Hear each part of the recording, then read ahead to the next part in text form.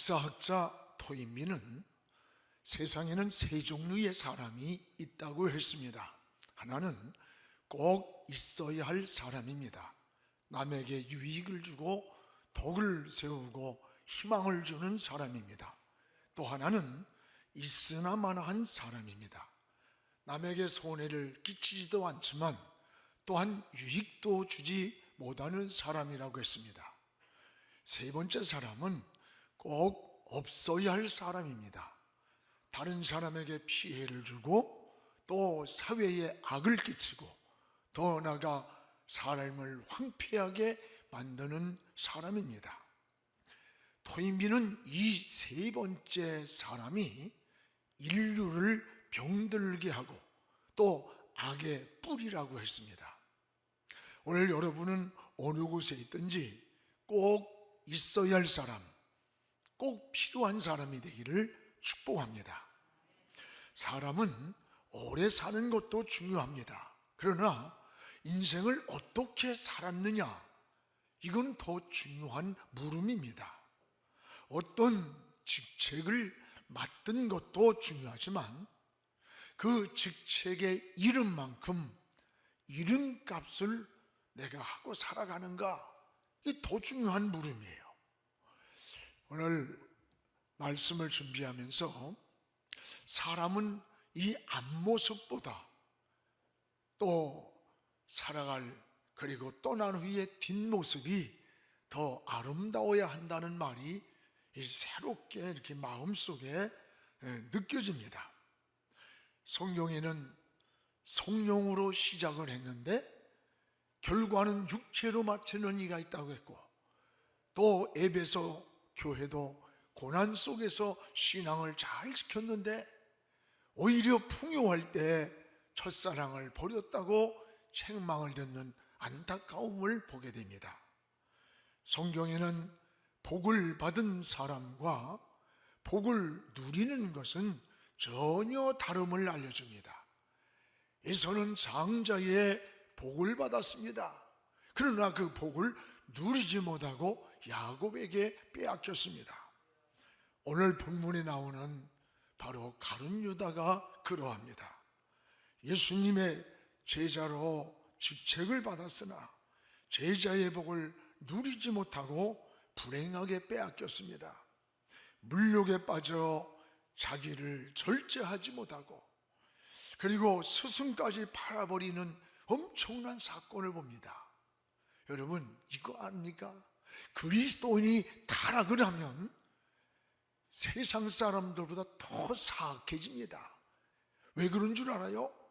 하나님이 떠난 자리에 사탄이 들어와서 역사하기 때문에 그런 거예요. 그래서 성경에도 한 귀신이 나갔다가 다시 들어올 때는 7 귀신을 데리고 들어왔다는 거예요. 오늘 유다의 마음속에 사단이 들어가니까 양심이 마비가 되는 거예요. 분별력을 잃어버렸어요. 예수님은 최후의 만찬을 하시면서요, 나와 함께 손을 넣는 자가 나를 팔 것이라가 회개할 수 있는 마지막 기회를 유다에게 줬는데 유다는 그 기회를 거부했습니다. 그때 사탄은 유다의 마음속에 무섭게 들어갔던 거예요. 오늘 말씀에 이런 유다의 말로를 아주 리얼하게 표현을 하고 있습니다. 대신 유다의 제자의 자격이 없는 마띠아가 이 제자의 복을 누리는 걸 보게 돼요. 그러면 유다는 어떤 사람인가? 유다는 제자의 복을 받았습니다. 그러나 그 복을 누리지 못하고 빼앗긴 자입니다. 오늘 17절을 우리 같이 읽겠습니다. 이 사람은 본래 우리 수 가운데 참여하여 그 직무의 한 부분을 맡았던 자라. 본래 유다는 예수님의 중요한 직분을 맡은 자입니다. 유다는 예수님의 12제자 중에 하나예요. 아주 직무를 맡았던, 특히 돈꾀를 맡았다 그랬어요. 어느 조직, 어느 공동체나 돈꾀를 맡은 사람은 신임을 받은 사람입니다. 신임 받지 못하는 사람에게 회계를 맡기지 않아요. 회계나 재정은 그만큼 신임을 받았다고 하는 증거이기도 합니다.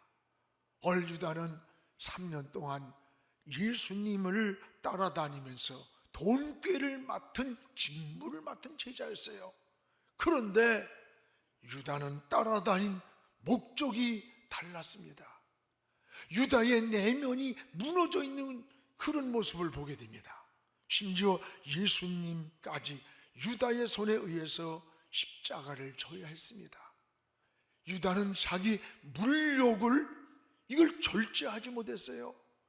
자기를 다스리지 못했습니다. 제자의 축복이 가장 불행한 인생의 말로로 끝이 나게 됩니다. 우리는 이 유다의 모습을 보면서 우리 그리스도인들이 어떻게 살아야 되는가 라고 하는 것을 깨달아야 합니다. 오늘 우리가 직장에 있든지 아니면 사업을 하든 정치를 하든 맡겨진 그 직무를 어떻게 수행해야 하는지, 이 성경적 관점에서 기독교 세계관을 정립해야 돼요. 기독교 세계관이 뭡니까? 성경을 통해서 모든 것을 조명하고 생각하고 해석하는 겁니다. 오늘 여러분, 여기에 유단을 향해 주님은 두 가지의 아주 무서운 죄를 지적합니다. 하나는 요한복음 12장 6절 우리 같이 한번 읽어보겠습니다. 이렇게 말하면 가난한 자들을 생각함이 아니요 그는 도둑이라, 돈꾀를 맡고 거기 넣는 것을 훔쳐감이라. 주님은 유다의 죄를, 첫째가 도둑이라, 너 도둑이야, 도둑. 여러분, 이 내용이 뭡니까?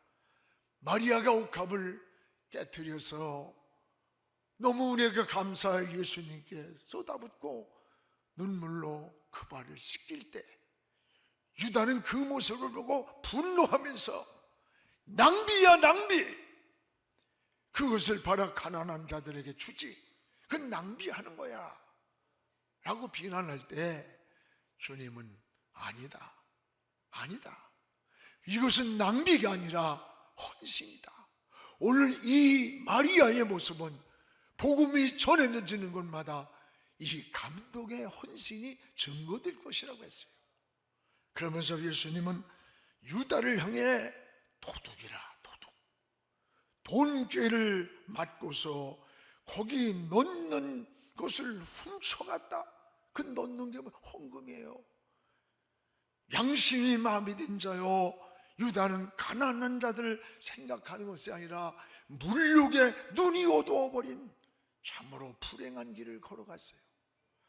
물욕에 눈이 어두웠고 연복 위에 헌금을 훔쳐간, 하나님 두려운 줄 모르는, 나중에는 예수님까지 팔아버렸습니다.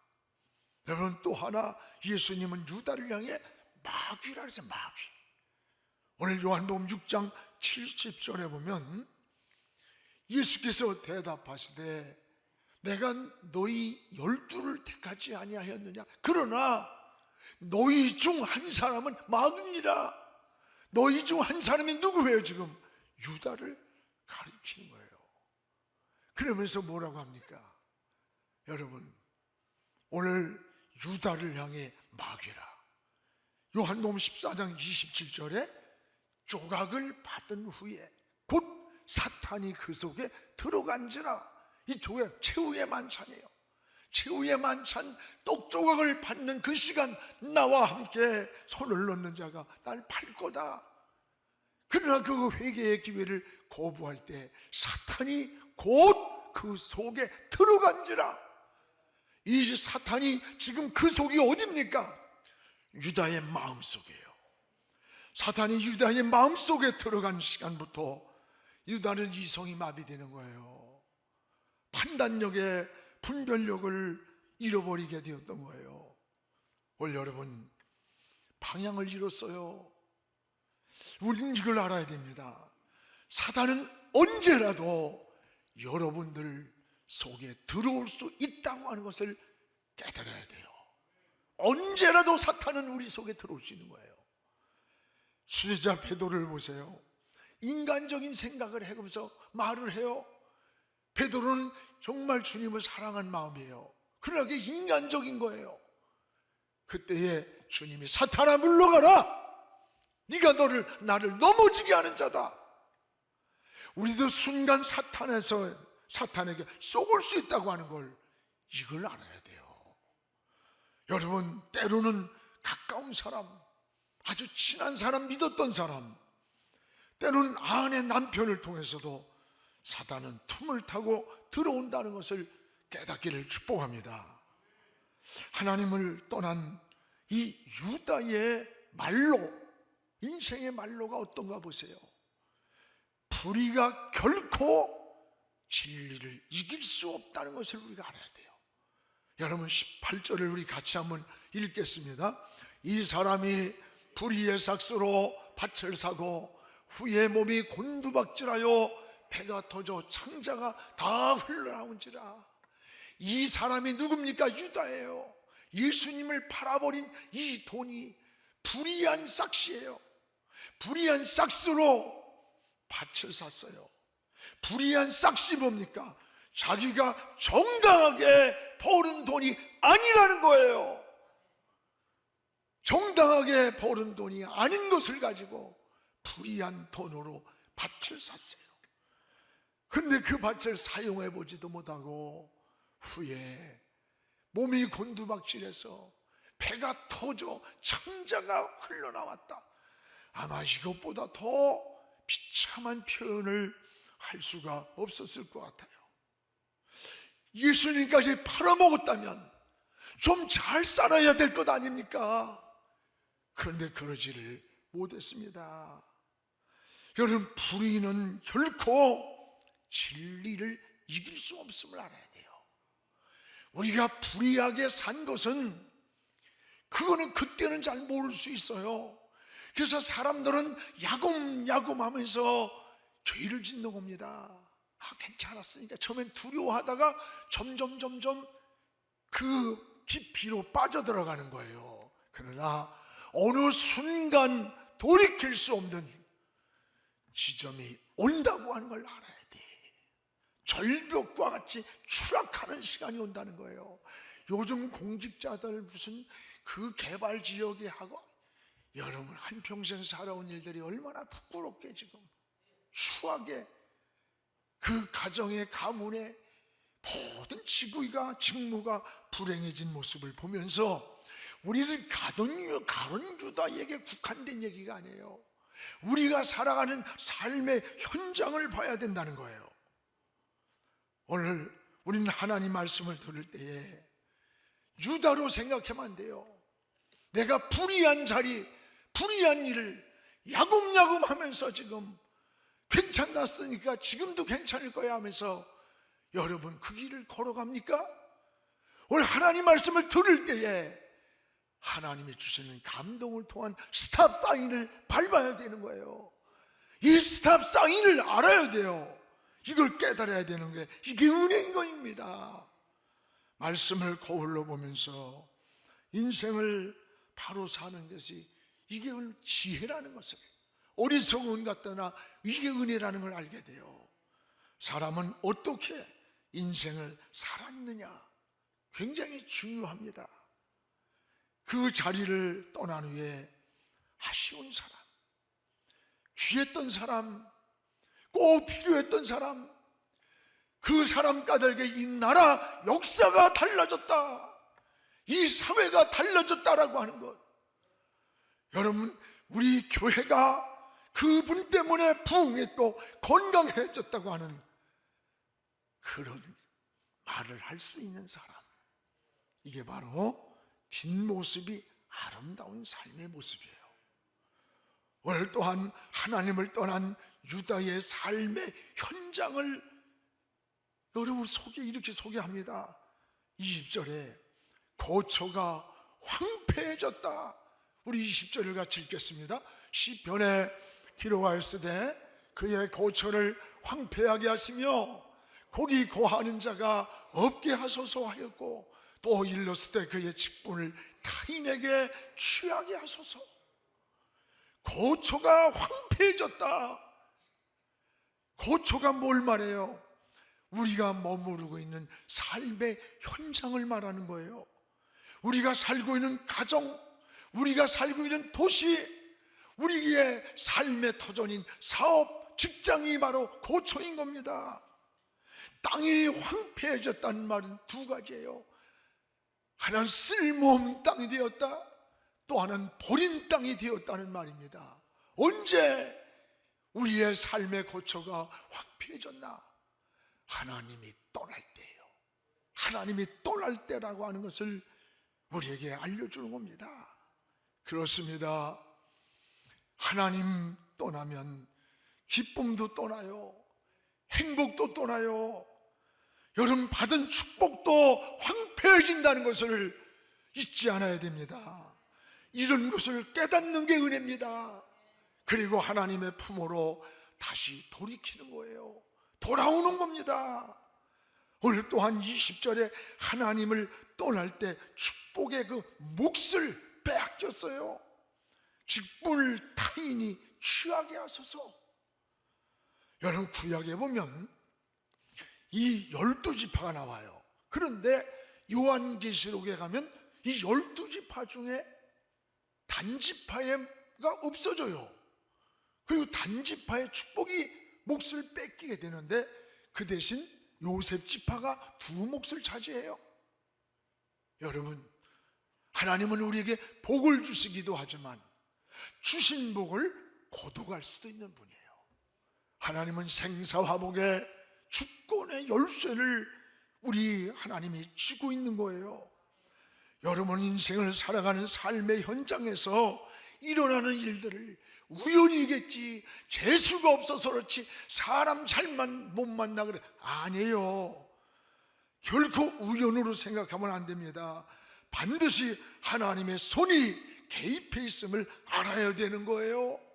넘어지든 일어서든 실패했든 성공했든 오늘 여러분 반드시 하나님의 손이 개입해 있음을 깨닫고 하나님을 의지해야 돼요. 하나님께로 돌아와야 돼요. 하나님을 바라보고 하나님을 찾을 때 여기에 진정한 답을 얻게 되는 겁니다. 그렇습니다. 우리는 이 유다의 말로를 통해서 하나님을 떠난 인생의 모습이 얼마나 비참한 것인가. 성경에 사울이 그러했고 우시야 왕이 그러했고, 여러분 많은 이들의 모습이 그렇게 나옵니다. 반면에 제자의 복을 대신 누린 사람이 있어요. 그 누구냐? 마띠아라고 하는 사람이에요. 우리 26절을 같이 한번 읽겠습니다. 제비 뽑아 마띠아를 얻으니 그가 11사도와 수에 들어가니라. 여러분 천국은 어떤 곳이냐? 심노하는 자의 것이다 그랬어요. 이 마띠아는 지금 제자가 아니에요. 제자의 자격이 없어요. 그런데 유다가 빠진 그 자리에 마띠아가 제자의 반열에 뽑힌 거예요. 마띠아는 제자가 아닌데 제자의 복을 누린 겁니다. 우린 이것을 하나님의 은혜라고 말하는 거예요. 자격이 없는데 이 은혜를 누린 거예요. 그러면 마띠아는 어떤 사람일까? 22절에 우리 같이 읽읍시다. 항상 우리와 함께 다니던 사람 중에 하나를 세워 우리의 더불어 예수께서 부활하심을 증거할 사람을 뽑자. 우리와 항상 함께 다니던 사람 중에 바로 마띠아예요. 다시 말하면 마띠아는 신앙 공동체 안에서 인정받은 사람, 그리고 제자들과 항상 동행했던 사람이에요. 여러분, 사람은 누구와 동행을 하느냐, 여기에 따라서 인생의 가치관이 변하고 방향이 달라지는 거예요. 오늘 신앙이 좋은 사람들과 동행하다 보면 좋은 신앙이 돼요. 그래서 여러분, 모임 공동체라는 게 굉장히 중요합니다. 우리 교육부 청년들 아주 이렇게 소그룹을 모여서 줌으로 또 나누고 아주 굉장히 잘해요. 여러분, 신앙이 약한데도 이 목장 공동체에서 믿음의 사람들과 함께 모임을 갖고 또 중보기도를 하고 그 믿음의 간증을 나누다 보면, 아, 그래, 나도 기도해야지, 나도 믿음으로 살아야지, 내가 원망하고 낙심하고 절망하고 있을 게 아니야, 이러면서 신앙이 회복이 되고 올라가는 거예요. 오늘 이 마띠아는 항상 하나님의 사람들과 여러분 동행한 사람이라는 것을 기억하시기 바랍니다. 여러분의 아름다운 공동체가 이런 은혜를, 이 안에 있는 이 마띠아를 자격이 없었지만 제자의 반열로 뽑힌 거예요. 또한 여러분 24절에 보면 마띠아는 기도 가운데 뽑힌 사람이에요. 24절에 그들이 기도하여 이르되 무사람의 마음을 아시는 주님, 이 두 사람 가운데 누가 주님이 원하는 사람입니까? 주님 앞에 기도했어요. 기도 가운데 뽑혔다는 말은 하나님이 택한 자를 말하는 거예요. 우리는 작은 일이든 큰 일이든 하나님께 먼저 기도하세요. 진로를 선택할 때도 먼저 기도하세요. 결혼을 선택할 때도, 사업을 시작할 때도 먼저 하나님께 기도하시기 바랍니다. 하나님이 원하시는 길을 선택할 수 있도록 성령님이 도와주세요. 놀라운 은혜예요. 여러분이 살아가는데 잘 몰라요. 그런데 여러분도 모르는 사이에 하나님이 원하는 길로 선택할 수 있도록 기도를 하다 보면 성령님이 안내를 하고 인도해 주는 거예요. 또한 여러분, 주님께 먼저 물었어요. 여기 24절 하반절에 모든 사람의 마음을 아시는 주님, 무사람의 마음이 모든 사람의 마음을 아시는 주님, 주님이 원하는 사람이 누구입니까? 여러분, 내가 원하는 사람이 아니라 주님이 원하는 사람이 누구냐는 거예요. 주님이 원하는 사람이 뽑히기를 기도했어요. 그때 마띠아가 뽑힌 거예요. 올해 우리 교회도 이제 장로님, 권사님, 안수집사님을 이제 더 중직자를 세우려고 그래요. 우리가 원하는 사람이 아니라 주님이 원하는 사람, 마띠아와 같은 사람이 뽑히기를 함께 기도하시기 바랍니다. 제비는 사람이 뽑았습니다. 그러나 마띠아가 사람들의 손에 의해서 뽑히게 한 분이 누구냐는 거예요. 그분이 하나님이에요. 여러분이 사람을 말아 거래를 하고 어떤 오더를 받고 이런 과정에서 사람과의 관계 같지만 그 속에 움직이는 손이 있다는 거예요. 그게 누구냐? 하나님의 손이라는 겁니다. 여러분, 결코 우연이 아닙니다.